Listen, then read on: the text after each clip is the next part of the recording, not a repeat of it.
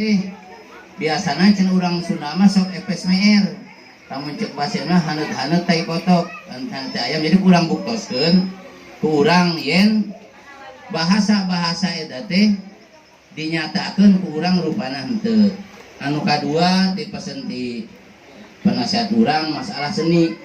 Jadi ayo urang majukeun sagala rupaning urang perkumpulan sagala rupaning hidup dina kahirupan urang teh kudu dibarengi ku seni.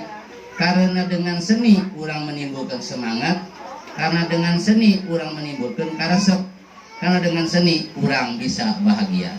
Nah, gitu seni. Jadi sanajan kosim kuring ada modal ke umur 8 tahun eta teh oray-orayan.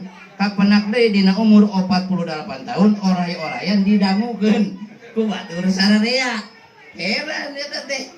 Eta lah seni anu terpendam bari ka umur oray-orayan keluar dilakukan umur 8 tahun pepenak dina umur 40 tahun. Nah, jadi yakin kasararea teh aya nilai-nilai seni, masih punya kesenian, punya talenta kan beureun sejarah rumput isin sok aya mah urang timbulkeun deui. Eta lah kira-kira pesan singkat ti yang ngaruh atur nuhun eyang. Silaturahmi bulanan. Atuh anu selanjutnya eta laporan menyangkut laporan keuangan anu bade dibacakeun ku bendahara urang sadaya. Eta